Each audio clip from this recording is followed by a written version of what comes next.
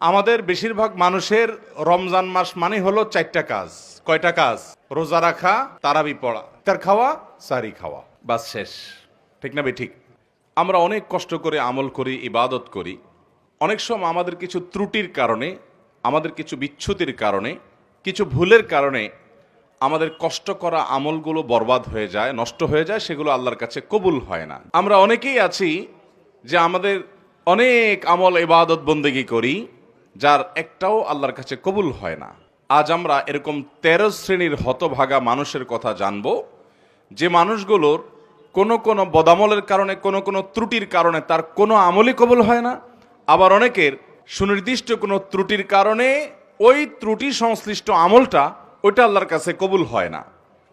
কারা সেই হতভাগা যাদের সে আমল ইবাদত কষ্ট করে করা নেকামল সেটা আল্লাহ তাআলার কাছে গ্রহণযোগ্য হয় না? এর মধ্যে সর্বপ্রথম যে শ্রেণী মানুষের কথা আমরা বলবো তারা হলো কুফুর এবং শিরকে যারা লিপ্ত। কিসে লিপ্ত? কুফুর এবং শিরকে লিপ্ত। আপনি নিজেকে মুসলমান দাবি করছেন, নামে মুসলমান, অথচ আপনার মধ্যে শিরক আছে, কুফুর আছে। তো এরকম যদি হয় তাহলে শিরক এবং কুফুরে থাকা ব্যক্তি, এই ব্যক্তি যত নেকামল করুক, সে নিজেকে মুসলমান মনে করছে, হয়তো তিনি 5 ওয়াক্ত নামাজও পড়েন, কিন্তু তার মধ্যে যদি শিরকে আকবর থাকে, কোন শিরিক থাকে, মানে বড় শিরিক, যে শিরকটার কারণে মানুষ ইসলাম থেকে খারিজ হয়ে যায়, তার মধ্যে যদি কুফুরি থাকে, যেটার কারণে মানুষ ইসলাম থেকে খারিজ হয়ে যায়, তাহলে এই ব্যক্তি নিজেকে যত মুসলমান মনে করুক, আমরা সবাই হয়তো মুসলমান তাকে মনে করি, সে হয়তো মসজিদেও আসে, সে হয়তো নামাজও পড়ে, সে হয়তো হজ উমরা করতেও যায়, অথচ তার কোনো আমল, সে নামাজ পড়ুক, রোজা রাখুক, হজ করুক, জাকাত করুক, দান করুক, সাদাকা করুক, তার কোনো আমল আল্লাহর কাছে গ্রহণযোগ্য হয় না। নাম্বার 2, যারা তাকদীরকে অস্বীকার করে।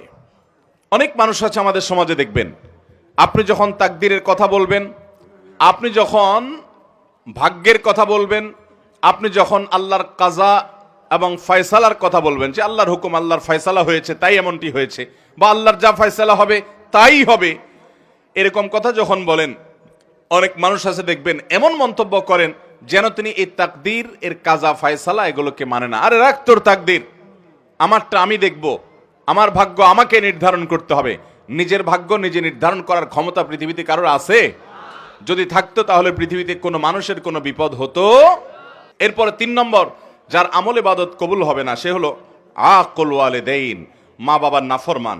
এ সম্পর্কে নবী করিম সাল্লাল্লাহু আলাইহি সাল্লামের একটি হাদিস বর্ণিত হয়েছে, যে নবী করিম সাল্লাল্লাহু আলাইহি সাল্লাম কয়েক ব্যক্তি সম্পর্কে বলেছেন যে এই কয়েক শ্রেণীর মানুষ, এদের সালাত কবুল হবে না, এদের নামাজ কবুল হবে না, এদের ইবাদত বন্দেগী কবুল হবে না।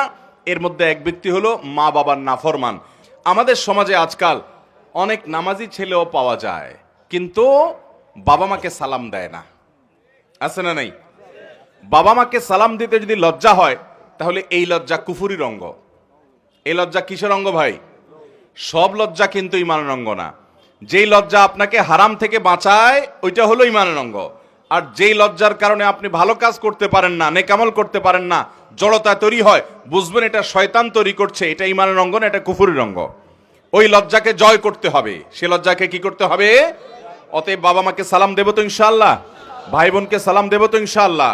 অনেক ভাই আছেন আমাদের, তিনি খুব ইনোসেন্ট মানুষ, খুব ভদ্র মানুষ, খুবই সভ্য মানুষ, আখলাকি মানুষ, সবার কাছে ভালো, কিন্তু মা বাবার কাছে আসলে সবচেয়ে বেয়াদব। আছে না নাই? ভাইরা আমার, আমাদের তরুণ প্রজন্মের এরকম দুরবস্থা চলছে আজকাল, যে তরুণদেরকে যদি জিজ্ঞাসা করা হয়, আল্লাহর জমিনে চোখ বন্ধ করে কিছু হোক বা না হোক, চুন থেকে নুন খসলেই যাকে ঝাড়ি দেওয়া যায় তার নাম কি? মা। সন্দেহ আছে কোনো? আমাদের যুবকদের কাছে এটা এখন ডালভাত হয়ে গেছে না, যে অন্য কোথাও ঝাড়ি না চললেও যাকে ঝাড়ি দেয় তিনি কে? মা। আহা, যে লোকটাকে সবচেয়ে বেশি শ্রদ্ধা করার কথা, যে লোকটা তার কোনো প্রকার কষ্ট হতে পারে এমন কোন শব্দ পর্যন্ত উচ্চারণ করা নিষিদ্ধ, সে লোকটার সামনে সবচেয়ে বেশি দুর্ব্যবহার। মা বাবার যারা নাফরমানি করে, মা বাবা বলে ডানে যাও, সে যায় বামে। মা বাবা যদি কোনো নির্দেশ করেন, এবং সেই নির্দেশ যদি আল্লাহর কোনো নির্দেশের খেলাফ না হয় সরাসরি, তাহলে সেই নির্দেশ মানা সন্তানের জন্য ওয়াজিব। সেটা সন্তানের জন্য মানা কি আবশ্যক। সেটা না মানলে আপনি গুনাহগার হবেন। অনেক ভাই আছেন অন্য সব দিক থেকে ভালো, কিন্তু মা বাবার কথা মানেন না, মা বাবার নাফরমানি করেন, মা বাবার বেয়াদবি করেন। আব্দুল্লাহ ইবনে আব্বাস রাদিয়াল্লাহু তাআলা বলেছেন, তুমি তোমার বাবার সামনে জামা ঝাড়া দিয়েছো, এরকম করে জামা ঝাড়া দিয়েছো, ঝাড়া দিয়ে শুধু ধুলা পরিষ্কার করছো, তুমি বেয়াদবের খাতায় নাম লেখাইছো। কারণ তোমার এটা বাবা মার নাফরমানি, হুকুকুল ওয়ালিদাইনের অন্তর্ভুক্ত। ভাইরা আমার, আমাদের শরীরের চামড়া দিয়ে যদি আমরা বাবা মাকে জুতো বানাই দেই, আল্লাহর কসম তারপরও তাদের ঋণ শোধ হবে না। তাদের ঋণ আপনি শোধ করতে পারবেন না। আপনার বাপ অনেক খারাপ, আপনার মা অনেক খারাপ, আপনার কিছু করে না, তারা আপনার আরেক ভাইয়ের দিকে খেয়াল রাখে, আপনার দিকে খেয়াল রাখে না, আপনার শত বিচার থাকতে পারে, শত অভিযোগ থাকতে পারে, শুধু আপনার দুনিয়া আসার কারণ এবং মাধ্যম যে তারা হয়েছেন, এই ঋণটা সারা জীবন আপনি আদায় করে শেষ করতে পারবেন না। আল্লাহ তাআলা আমাদেরকে মা বাবার আনুগত্যকারী, মা বাবার হুকুম মান্যওয়ালা সন্তান হওয়ার তৌফিক দান করুন। মা বাবার অনুগত সন্তান হব তো ইনশাআল্লাহ। বাবা মার সামনে মাথা থাকবে নিচু, ভাইরা মাথা উঁচু হবে না। যদি কখনো জোরে কথা হয়ে যায়, দেরি করবেন না, সাথে সাথে পা জড়িয়ে যেভাবে হোক চোখের পানি ফেলে মাপ চেয়ে নেবেন। আপনার সন্তানদের সামনে, আপনার স্ত্রীর সামনে যদি জোরে কথা বলেন, তো আপনার স্ত্রী সন্তানের সামনে আবার মাপ চাবেন, ঠিক আছে তো ইনশাআল্লাহ? তাদের সামনেই আবার মাপ চাবেন। ভাইরা আমার, মানুষ হিসেবে আমাদের অনেকেরই হয়, আমার আব্বা আম্মার সাথে যদি কখনো আমার জোরে কথা বলা হয়ে গেছে, এরকম মনে হয় যদি আমি কারোর সামনে করেছি, তাদের সামনেই আবার তৎক্ষণাৎ যখন একটু হুঁশ ফিরে আসছে, কি করলাম আমি, সাথে সাথে চোখের পানি ফেলে মাপ চাওয়ার এই অভ্যাস সারা জীবন আমি ধরে রাখছি। 4 নম্বর, দান করে যে খোঁটা দেয় তার ওই দানটা কবুল হয় না। অন্যান্য আমল কবুল হয়, কিন্তু দানের আমলটা কবুল হয় না যে দান করে কি করে, খোঁটা দেয়। 5 নম্বর, ওই কপাল পোড়া এবং হতভাগা মানুষ যার কোনো আমল ইবাদত কিছুই কবুল হবে না, সে হলো নবী করিম সাল্লাল্লাহু আলাইহি সাল্লামের শহর মদিনায় মুনাওয়ারায় যে হারামে যে ফাসাদ সৃষ্টি করে, ফিতনা সৃষ্টি করে, অশান্তি সৃষ্টি করে, হাঙ্গামা করে, গন্ডগোল ফাসাদ করে। নবী করিম সাল্লাল্লাহু আলাইহি সাল্লামের হাদিস বর্ণিত হয়েছে বিষয়ে সহিহ বুখারীতে, তিনি বলেছেন, এই মদিনা মান আহদাসা ফিহি হাদাসান, এখানে যে ব্যক্তি কোনো দুর্ঘটনা ঘটাবে, আও আওয়া মুহদিসান, অথবা এই মদিনায় কোনো দুর্ঘটনাকারীকে যে ব্যক্তি আশ্রয় দান করবে, ফাআলাইহি লাআনাতুল্লাহ ওয়াল মালাইকাতি ওয়ান নাসি আজমাইন, ওই ব্যক্তির উপর আল্লাহর লানত, ফেরেশতাদের লানত, সমস্ত মানুষের লানত বর্ষিত হয়। এবং লা ইকবালু মিনহু ইয়াউমাল কিয়ামাতি সালাতুন ওয়া সরফুন ওয়ালা আদলুন, কিয়ামতের দিন তার কোন আমল আল্লাহর কাছে কবুল হবে।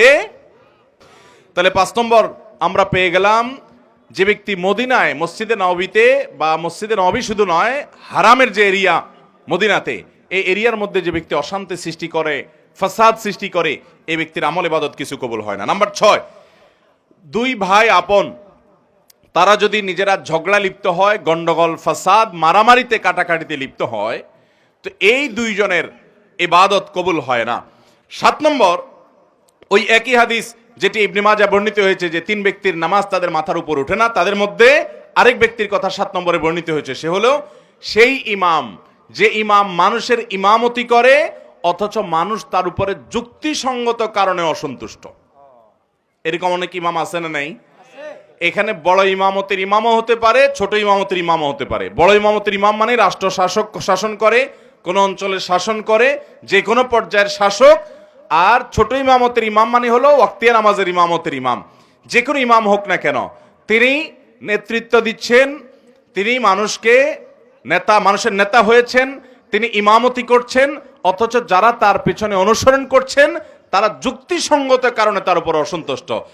8 নম্বর হলেন ওই নারী, যেই নারী রাত্রি যাপন করেছেন অথচ তার স্বামী তার উপরে যৌক্তিক কারণে অসন্তুষ্ট। অযৌক্তিক কারণে স্বামী অসন্তুষ্ট হলে ওইটার কারণে স্ত্রীর আমল ইবাদত কবুল হবে না, ব্যাপারটা সেরকম নয়।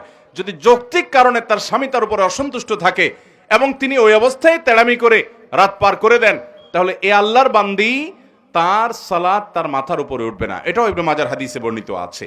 তাহলে 8 নম্বর পেলাম, সেই নারী, যে নারী রাত্রি যাপন করেছেন অথচ তার স্বামী তার উপরে যৌক্তিক কারণে অসন্তুষ্ট। এরপর তিরমিজির বর্ণিত হাদিসে আমরা জানি 9 নম্বর শ্রেণী মানুষের কথা, যার আমল ইবাদত কবুল হবে না, বিশেষ করে সালাত কবুল হবে না, সে হলো ওই কৃতদাস যে কৃতদাস সে কোনো ন্যায্য বা শরীয়গ্রাহ্য কারণ ছাড়া যে তার মালিক থেকে ভেগে গেছে, এই ব্যক্তি সম্পর্কে নবী সাল্লাল্লাহু আলাইহি ওয়াসাল্লাম হাদিসে আসছে যে এই ব্যক্তি ফিরে আসা পর্যন্ত হাত্তা ইয়ারজা, তার সালাত তার ইবাদত আল্লাহর কাছে কবুল হয় না। তাহলে 9 নম্বর হলো যে ব্যক্তি তার মালিক থেকে যৌক্তিক কারণ ছাড়া ভেগে গেছে, তার আমল ইবাদত তার সালাত কবুল হয় না। এবং 10 নম্বর হলেন ওই নারী, যেই নারী বাসা থেকে বের হয়েছেন সুগন্ধি মেখে। আজকাল আমাদের অনেক মুসলমান মেয়েরা আছেন, আমাদের অনেক মা বোনরা আছেন যে অনেক পারফিউম ব্যবহার করে, অনেক সুগন্ধিযুক্ত প্রসাধনী ব্যবহার করে তার আশপাশের পুরো পরিবেশটাকে মোহিত করে ফেলছে সুগন্ধি দিয়ে, সেটা ব্যবহার করতে তিনি বের হচ্ছেন। এই সুগন্ধি যতজনের নাকে যাচ্ছে তারা ফিতনায় পতিত হচ্ছে, তারা কল্পনার জেনায় লিপ্ত হচ্ছে, তারা গুনাহগার হচ্ছে, সমাজ অস্থিতিশীল হচ্ছে, ফাসাদের দিকে যাচ্ছে। এরকম অনেক মা বোন আমাদের আছেন না নাই? এই সমস্ত মা বোনদের অনেকে আছেন নামাজও পড়তে যান, এভাবে সুগন্ধি ব্যবহার করে তিনি বাজারে গেলে অন্যান্য কাজ করলে তার পরিণাম কি হবে সেটা তো পরের কথা। আপনি শুধু এটা চিন্তা করুন যে নবী করিম সাল্লাল্লাহু আলাইহি সাল্লাম এইরকম সুগন্ধি ব্যবহার করে কোন নারী যদি মসজিদে পর্যন্ত যায়, তার সম্পর্কে পর্যন্ত নবী সাল্লাল্লাহু আলাইহি সাল্লাম বলেছেন যে তার সালাত কবুল হবে না। তিনি মসজিদে গিয়ে নামাজ পড়লে সে নামাজ কবুল হবে না যতক্ষণ পর্যন্ত বাসায় ফিরে এসে গোসল করে তার শরীরে সে সুগন্ধি ধুয়ে মুছে পরিষ্কার করে নামাজ আদায় না করবেন। 11 নম্বর, ওই ব্যক্তি যে ব্যক্তি দান করে কিন্তু সে দানটা হারাম টাকা থেকে দান করে। এরকম লোক আমাদের দেশে আছে না নাই? এটা হলো 11 নম্বর। 12 নম্বর হলো ওই মুসল্লি, ওই নামাজি, যে নামাজি ব্যক্তি নামাজ পড়ে পবিত্রতা ঠিক ঠিকানা নাই, পবিত্রতা ঠিক মতো করে না, সুন্দরভাবে করে না। বিশেষ করে শীতের সময় আসলে দেখবেন আমাদের অনেক ভাই আছেন নামাজের জন্য অজু করেন, কিন্তু অজু এত তাড়াহুড়ো করে করেন যে কোনুর এখানে শুকনা থাকে, গোড়ালির ওখানে শুকনা থাকে, আঙ্গুলের চিপায় শুকনা থাকে, কানের লতির এখানে শুকনা থাকে। আসেনি নাই? নবী করিম সাল্লাল্লাহু আলাইহি সাল্লাম বলেছেন ওয়াইলুল লিল আকাবি মিনান নার, তোমাদের পায়ের গিরা গোড়ালি এগুলোকে জাহান্নামের আগুন থেকে বাঁচাও। তার মানে কি? ভালো করে ডলে ডলে ধুয়ে তারপরে অজুকে পূর্ণাঙ্গ করো। অজুর যত নির্দেশ আছে ওলামায়ে কেরাম বলতে পারবেন, অজু সম্পর্কিত যত নির্দেশ নবী করিম সাল্লাল্লাহু আলাইহি সাল্লামের আছে তার সবগুলোতে একটা শব্দ আছে, সেটা হলো ইসবাগুল ওযু, আসবিগুল ওযু। তার মানে আকমিলুল ওযু, অর্থাৎ অজুকে পরিপূর্ণভাবে করো, উত্তম রূপে করো, ভালোভাবে করো। অজু ভালোভাবে করার মানে এই না যে পানি 1 বালতি খরচ করেন, পানি খরচ করবেন কম, কিন্তু কোনো জায়গায় শুকনা থাকতে পারবে না, ভালো করে ডলে দিতে হবে। 13 নম্বর এবং সর্বশেষ হলো যেই নারী নামাজ পড়ে, প্রাপ্তবয়স্কা নারী, অথচ তার মাথায় ওড়না নাই যেভাবে ওড়না দেওয়া দরকার, অর্থাৎ নামাজের জন্য যতটুকু সতর ঢাকা দরকার ততটুকু যদি ঢাকা না থাকে তাহলে তারও কি হবে না? ওই নামাজ কবুল হবে না। তিরমিজি হাদিসে আসছে নবী করিম সাল্লাল্লাহু আলাইহি সাল্লাম বলেছেন লা তুকবালু সালাতু হাইদিন ইল্লা বিল খিমার, একজন প্রাপ্তবয়স্কা নারী তিনি খেমার অর্থাৎ ওড়না ছাড়া, অর্থাৎ সতর পরিপূর্ণভাবে ঢাকা ছাড়া নামাজ পড়লে নামাজ হবে না।